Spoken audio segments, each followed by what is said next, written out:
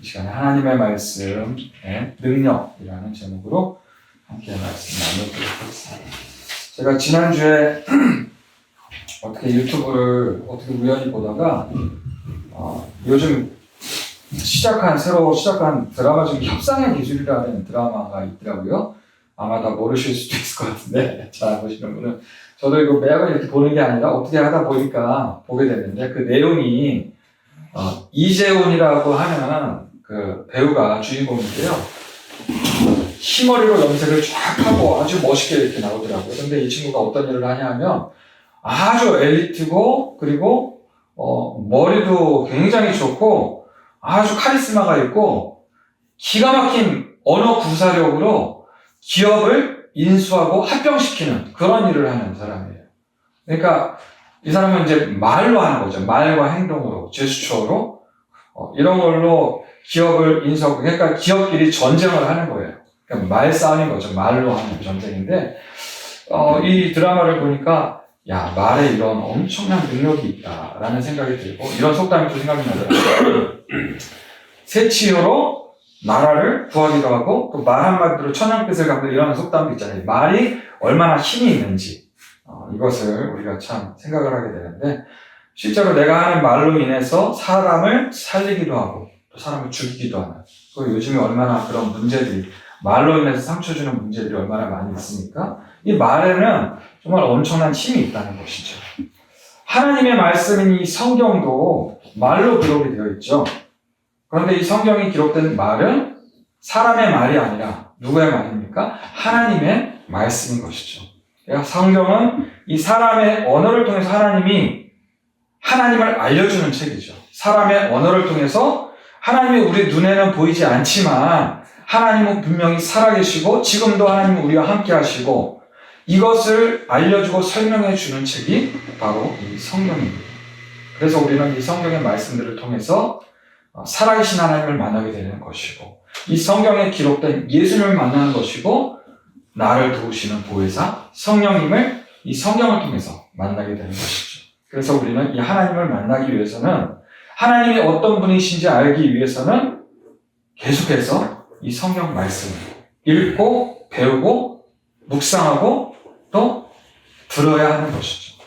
그런데 이 문제는 막상 우리가 이 성경을 읽을 때 처음부터 정말 이 성경의 내용들이 우리의 인간적인 이성적인 생각을 가지고는 믿어지지 않는 그런 내용들이 참 많이 있는 것이죠. 쉽게 이해가 안 된다는 것이죠. 그래서 성경 처음 딱 읽으면 피면 어떤 말씀이 나오니까 창세기 1장 1절 어떤 말씀이죠? 태초에 하나님이 천지를 창조하십니다. 이 말씀부터 딱 부딪히는 거예요. 하나님이 이 온 우주 만물과 이 자연들과 그리고 우리 사람을 만드셨다고 이해가 잘 안 되는 거죠. 인간의 이성적인 생각으로는 이해가 안 되고 여기서부터 탁 막히기 시작하는 거예요. 그러면서 또 계속해서 어떤 말씀이 나옵니까? 이스라엘 백성들이 애굽의 노예로 들어갔다가 탈출해 나가면서 홍해 바다가 갈라진다든지 또 처녀인 마리아의 몸에서 예수님이 태어나신다든지 예수님이 십자가에 못 박혀 죽으시고 다시 살아나셨다든지 예수님이 또 많은 사람들이 보는 앞에서 하늘로 올라가셨다든지 이런 모든 내용들이 우리 인간적인 생각으로는 도저히 이해할 수 없는 내용들이잖아요. 그래서 이것이 정말 믿어지느냐 이게 참 쉽지가 않다는 것이죠. 결국에는 이 성경 말씀들이 정말로 믿어지고 아멘하고 고개가 끄덕이게 되는 것은 결국에는 이 믿음의 문제라는 것입니다. 나에게 믿음이 있으면 이 성경 말씀들이 하나님의 말씀으로 믿어지는 것이고 믿음이 없으면 이게 정말 사실이야? 정말 하나님의 말씀이 맞아? 이러면서 긴가민가 의심도 하게 되는 것이고 이런 믿음이 생기기 위해서 어떻게 해야 된다고요? 성경을 더 많이 읽고 성경을 많이 듣고 시간을 내서 성경을 배워야지 이 믿음이 생긴다는 것입니다. 그래서 이것을 로마서 10장 17절에서는 이렇게 말씀하고 있는 것이죠. 로마서 10장 17절 말씀. 믿음은 들음에서 나며 들음은 그리스도의 말씀으로 말미암습니다. 믿음은 들음에서 나며 들음은 그리스도의 말씀으로 말미암습니다. 이 믿음에 대해서 제가 이런 예를 자주 드는데 우리가 이런 생각을 해보셨는지는 모르겠는데 우리가 자녀들이 있잖아요. 자녀들이 우리를 엄마, 아빠라고 부르잖아요. 그런데 이 아이들이 우리 자녀들이 언제부터 이 아줌마를 엄마라고 그러고 이 아저씨를 아빠라고 했을까요? 언제부터? 이 아저씨가 나의 진짜 아빠, 그리고 이 아줌마가 이 여자가 나의 진짜 엄마라고 언제부터 믿어졌을까? 어떤 믿음을 가지고 얘가 나를 엄마라고 그러고 아빠라고 그럴까? 이런 생각을 해봤어요. 우리 자녀들은 제가 태어났을 때 보지 못하는 거잖아요. 자기가 태어났을 때 못 보잖아요.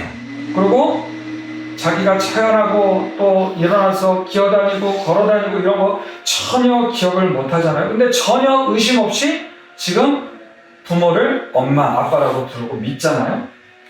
그럼 우리는 다 알죠. 우리 자녀가 뱃속에서 잉태되었을 때에 너무 기뻐가지고 산부인과 가서 초음파로 다 들여다보면서 와, 얘가 우리 애기구나. 그러면서 애기가 이제 태어나는 것을 보면서 또 이 아이가 기어다니는 것을 보고 또 걸어다니는 것을 보고 이런 모든 과정들을 우리는 보기 때문에 알죠. 얘가 우리 자녀라는 것을. 그런데 이 아이들은 지금 우리 아들한테 야, 너 태어났을 때 기억나니? 너 막 기어다닐 때 기억나? 너 걷기 시작할 때 기억나? 이렇게 물어보면 모르는 거죠. 대답할 수가 없는 거죠.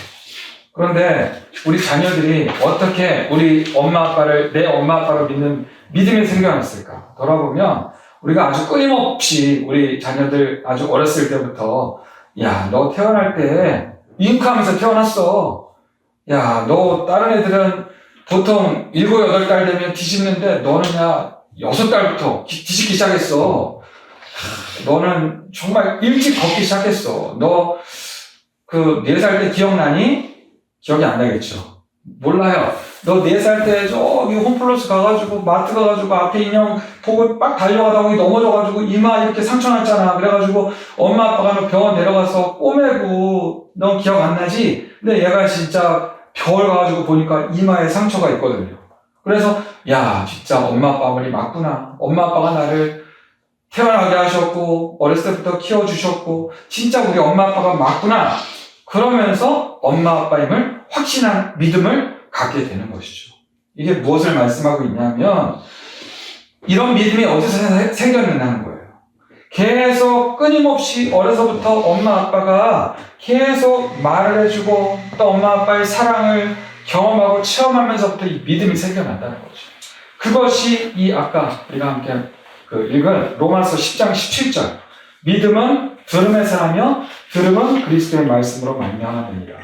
이 말씀의 뜻인 거죠. 하나님을 향한 믿음도 마찬가지라는 것입니다. 믿음은 자꾸 들어야지 생긴다는 것이죠. 무엇을 들어야 돼요? 그리스도의 말씀. 성경의 말씀, 하나님 말씀을 자꾸 듣고 읽고 배워야지 믿음이 생겨난다는 것입니다. 그래서 결론적으로 드리고 싶은 말씀은 하나님을 향한 믿음은 이 성경 말씀을 계속해서 읽고 듣고 배워야지 이 믿음도 생긴다는 것입니다. 그리고 중요한 것은요, 이 성경은 사람이 쓴 세상의 책들과는 다른 말씀이라는 거죠.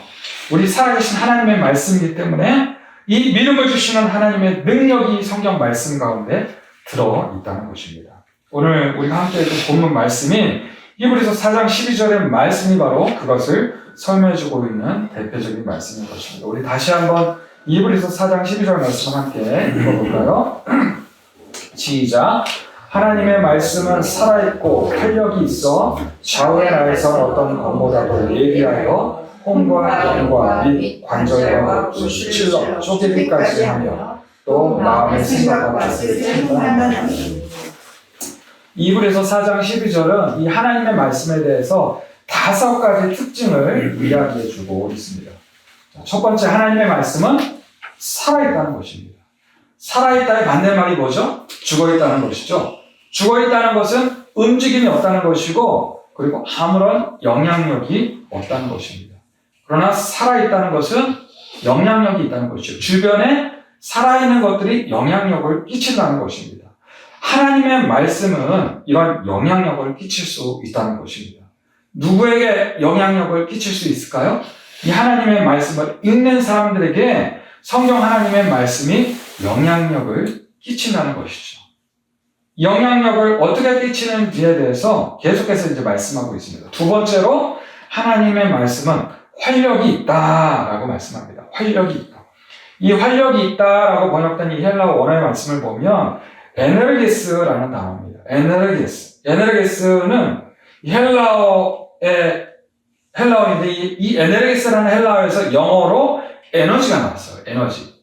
에너지가 어떤 뜻인가 제가 찾아보니까 일을 할 수 있는 능력, 이게 에너지잖아요. 그러니까 에네르게스, 능력이라는 것입니다. 하나님의 말씀은 능력이라는 것입니다. 하나님의 말씀에는 이 에네르게스, 능력이 있다는 것을 말씀하고 있는 거예요. 그 능력이 어떤 것인지를 또 계속해서 말씀하고 있는데, 세 번째, 하나님의 말씀은 좌우의 날선 어떤 검보다도 예리하다라고 말씀합니다.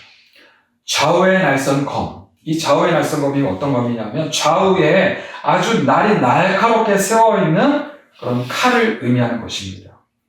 여러분, 칼이 여러 군데 많이 쓰이죠.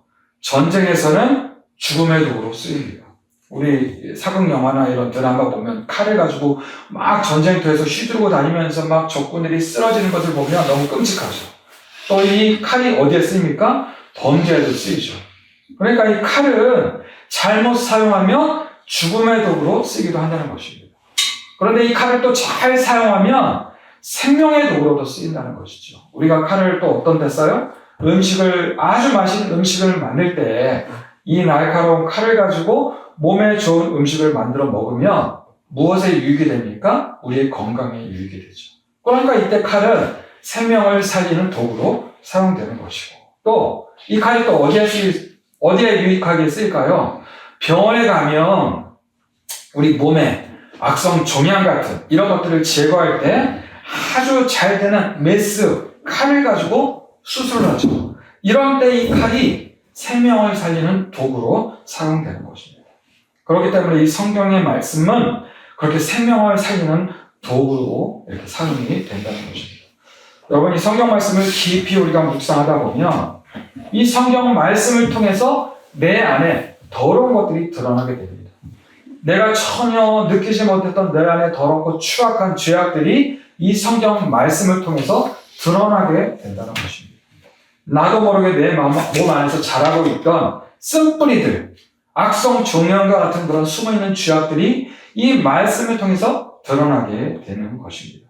그런 죄로 인해서 나 스스로를 또 힘들게 하고, 나도 모르게 내 가족도 힘들게 하고 내 이웃도 힘들게 했던 이 내 안에 숨겨져 있던 죄악들이 이 하나님의 말씀을 읽으면서 드러나게 되는 것입니다. 그것이 바로 이 예리한 검과 같은 말씀의 능력이라는 것입니다.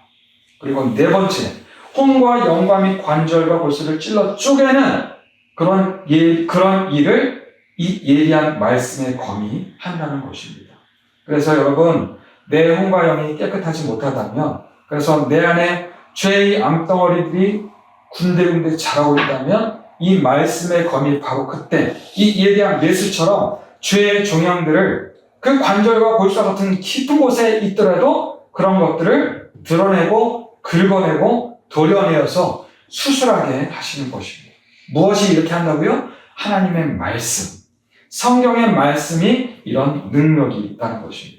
그래서 다섯 번째로 이 하나님의 말씀, 성경은요, 나의 마음과 생각의 뜻을 판단한다는 것입니다. 생각으로 번역된 엔티메세온이라는 단어는 생각 개념이라는 의미를 가지고 있어요. 뜻으로 번역된 에노이온이라는 단어는요, 목적, 의도라는 의미를 가지고 있습니다. 우리는 살아가면서 수많은 생각들을 하죠. 그리고 그 생각에 따른 목적과 의도를 가지고 어떻게 우리가 해야 될지 결정을 하고 판단을 합니다. 그런데 문제는 그러한 우리의 생각과 판단에 따른 결정들이 완전하지가 않다는 거예요. 어떤 때는 내 잘못된 생각과 잘못된 판단으로 인해서 좋지 않은 결과를 내게 될 때도 있습니다. 물론 좋은 결과를 낼 때도 있지만 정말 좋지 않은 결과를 내게 될 때면 너무나도 그때 힘들고 어렵고 또 때로는 너무나도 근심, 걱정, 염려들로 인해서 내가 잘못 내린 판단으로 인한 근심, 걱정, 염려들로 인해서 너무나도 혼란스러워할 때가 우리의 삶 가운데 참 많이 있다는 것입니다. 그런데 바로 그때 내 영혼에 하나님의 말씀이 접촉이 되고 이 하나님의 말씀이 나의 심령 가운데 들어오게 되면 나의 삶 가운데 놀라운 변화가 일어나게 되는 것입니다. 나의 생각, 근심, 걱정, 염려들이 정리가 되는 것입니다. 너무나도 세상적인 고민들과 문제들로 인해서 혼란스럽던 나의 영과 나의 생각들이 하나님의 말씀이 그 가운데 들어오게 되면 하나씩 하나씩 정리가 되는 것이죠. 이 하나님의 말씀을 읽을 때에 세상의 일과 하나님의 일이 분리가 되고 정리가 되고 그래서 바른 판단이 되게 되는 것입니다. 하나님의 말씀이 내 마음의 생각과 뜻을 분리해주고 또 정리해주고 바르게 판단해 주시는 것입니다. 그래서 여기서 판단이라는 단어가 나오죠. 판단이라고 번역되는 말은 헬라어로 크리티코스라는 단어인데 이 단어에는 분별하다, 판단하다, 심판하다라는 의미가 있습니다. 그러니까 하나님의 말씀은 내가 할 수 있는 일이 무엇인지, 하나님이 해주셔야 되는 일이 무엇인지를 분별하게 해주신다는 겁니다. 그래서 판단하게 해주시고 심판, 즉 정리를 해주신다는 것입니다. 자, 여러분 이 하나님의 말씀의 능력을 믿으시길 바랍니다. 우리가 매일 이 하나님의 말씀을 읽고 묵상하고 우리가 이 하나님의 말씀을 배울 때에 나의 모든 근심과 걱정, 염려들을 이 하나님께서 정리해 주시는 줄을 믿으시길 바랍니다. 그래서 결론은 이 하나님의 말씀은 성경 말씀을 통해서 하나님은 우리에게 말씀하십니다. 우리가 어떻게 살아야 하는지를 가르쳐 주시고 우리가 진정으로 무엇을 위해 살아야 하는지를 가르쳐 주십니다.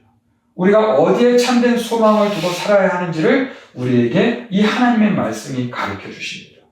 하나님은 성경 말씀을 통해서 지치고 피곤한 우리를 위로하시고 격려해 주시고 우리를 살리십니다.